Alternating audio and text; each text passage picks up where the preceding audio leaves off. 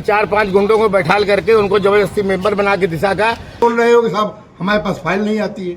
और तो क्यों मंत्री बने बैठे हो, नहीं अगर फाइल आती है? इसलिए मेरा दोष है।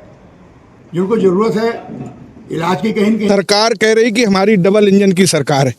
वो आज कानपुर देहात के दिशा की बैठक में देखने को मिला कि दोनों इंजन आपस में बढ़ गए। कानपुर देहात से इस वक्त की बड़ी राजनीतिक खबर। जिला विकास समन्वय और निगरानी समिति दिशा की बैठक उस समय अखाड़ा बन गई जब भारतीय जनता पार्टी के दो बड़े नेता आमने सामने आ गए। कलेक्ट्रेट सभागार में चल रही बैठक में अकबरपुर सांसद देवेंद्र सिंह भोले और पूर्व सांसद अनिल शुक्ला वारसी, जो कि प्रदेश सरकार की मंत्री प्रतिभा शुक्ला के पति हैं, उनके बीच तीखी जुबानी जंग छिड़ गई। बैठक में विकास योजनाओं पर चर्चा चल रही थी, लेकिन बातों बातों में माहौल इतना गरमाया कि बैठक विकास मंच से सीधा राजनीतिक अखाड़ा बन गई। अकबरपुर सांसद भोले बोले, वारसी जी को अब उपचार की जरूरत है। आप चुनाव फिर आ रहा है, आपको कहीं तलाश है, क्योंकि रोज जो अत्याचार करते हो, शासन के खिलाफ बोल रहे हो कि साहब हमारे पास फाइल नहीं आती है। और तो क्यों मंत्री बने बैठे हो, नहीं अगर फाइल आती है? इसलिए मेरा दोष है। तो वो आप उसी तरीके से इस वातावरण को वो विषाक्त बनाने के लिए कि चूंकि इसका चेयरपर्सन में हूँ, तो उस चेयरपर्सन होने के नाते मुझे अपनी गंभीरता का ख्याल रखना चाहिए और कोशिश करता हूँ गंभीरता ख्याल रखूँ। इसीलिए अनावश्यक विवाद न हो, मैंने मीटिंग को स्थगित कर दिया है और नई डेट डाली है। और नई डेट डालने के पहले जिस डेट में मैं यहाँ से शासन को लिखूंगा कि शासन का अधिकृत अधिकारी और भारत सरकार को लिखूंगा, भारत सरकार का अधिकारी वह भी उस बैठक में रहे और एक एक बिंदु पर चर्चा हो, चर्चा के बाद गुण और दोष के आधार पर कार्रवाई हो। लेकिन धमकी देना, मुझे गुंडा कहना, अपराधी कहना, तो मुझसे बड़ा कानपुर देहात में कोई बदमाश नहीं है। मैं हिस्ट्री सीटर हूँ कानपुर देहात का। कागज और कलम पुलिस का होता है। मेरे खिलाफ उसने मुकदमे लिखे, उसी सरकार ने खत्म किए। 13 मुकदमे लिखते ही पुलिस मेरे खिलाफ वादी बनती है। मैं धरना देता हूँ विपक्ष होकर के। समाजवादी पार्टी की सरकार होती है और मेरे खिलाफ मुकदमे लिखे जाते हैं, साथियों के साथ लिखे जाते हैं। आपने भी शायद अगर इसमें कोई बच्चा हो उस समय का तो जानकारी होगी। मैं रात और दिन दिसंबर और जनवरी में बैठा था। सांसद जी आज मानते हैं कि मीटिंग आपको बीच में ही छोड़नी पड़ी, विकास मुद्दे पर चर्चा नहीं हो पाई, इसलिए छोड़नी नहीं पड़ी, स्थगित करनी पड़ी, इसलिए कि वो केवल और केवल उन बेईमान अपराधियों को बचाने के, अधिकारियों को बचाने के लिए आए थे जिनके संबंध मैंने मीटिंग में कहा कि ये गलती स्वीकार कर रहे हैं तो एफआईआर होनी चाहिए। उन व्यापारियों को बचाना चाहते हैं जो प्रदूषण भी करते हैं, जो टैक्स की चोरी भी करते हैं, जो रॉ मटेरियल की चोरी करते हैं और सब कुछ करें। किसान की जमीन लेने का तो हकदार नहीं है कोई, किसान के खेत की नाली लेने का हकदार नहीं है, लेकिन वो तहसीलदार यहाँ का जांच शुरू होती है उसके बाद अपने यहाँ मुकदमा डलाता है।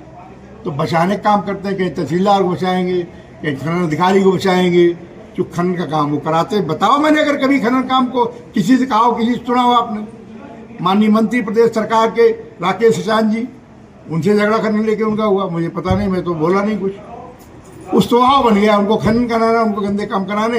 अब उसका जो विरोध करेगा तो उनके पास सबसे बड़ा यही है कि मैं परशुराम महासभा चलाता हूँ, जो परशुराम महासभा चलाते हैं उसमें वहाँ का पानी की जांच करा ली जाएगी। इनके ऊपर जो लायबिलिटी निकली है उसमें गलती हुई है विभाग से।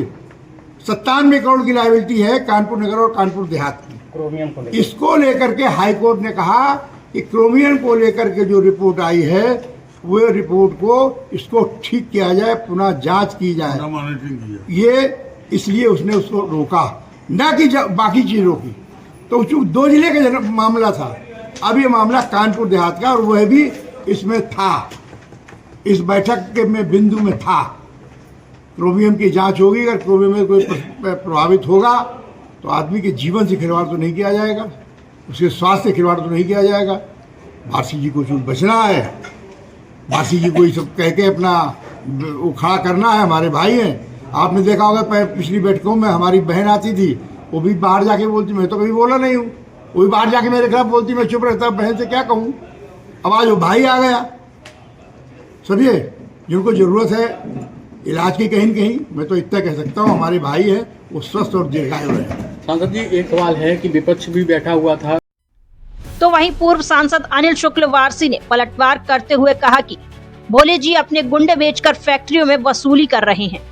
4-5 गुंडों को बैठाल करके उनको जबरदस्ती मेंबर बना के दिशा का, और इस मीटिंग पे जो है क्या नाम लोगों को टारगेट करते हैं, लोगों को बेइज्जती करते हैं और सबको जो है परेशान करते हैं, जबरदस्ती मुकदमे लिखाते हैं, फैक्ट्री वालों को टारगेट करते हैं, फिर इनके लोगों जा करके वहाँ वसूली काम करते हैं। आज अभी क्या हुआ?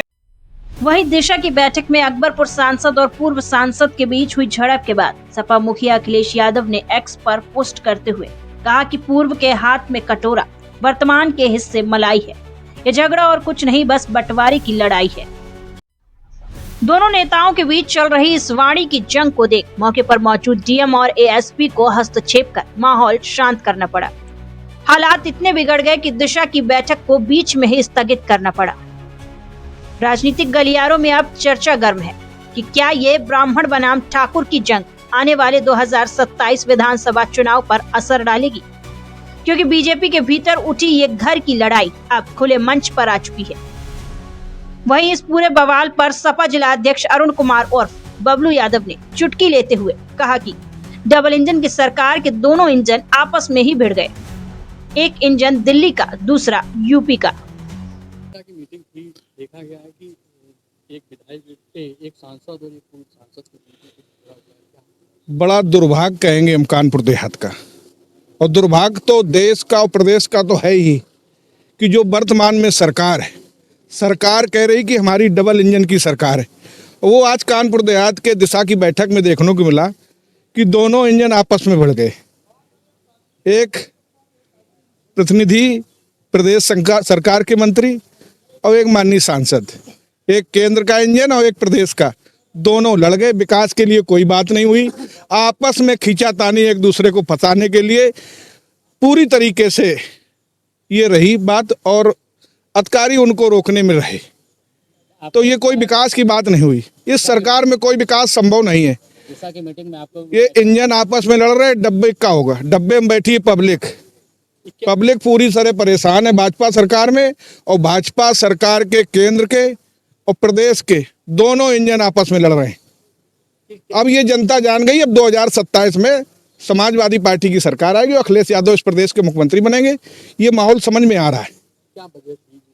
अब वजह आप उन्हीं लोगों से पूछ लीजिए, हमें तो दिखाई दी कि इंजन लड़ रहे हैं दोनों। जनपद के विकास कार्यों पर चर्चा के लिए बुलाई गई बैठक अब राजनीतिक आरोप प्रत्यारोप में फंस गई। सवाल यह है कि क्या कानपुर देहात का विकास इन सियासी टकरावों की भेंट चढ़ जाएगा? कानपुर देहात से हमारे संवाददाता रमाकांत गुप्ता की रिपोर्ट।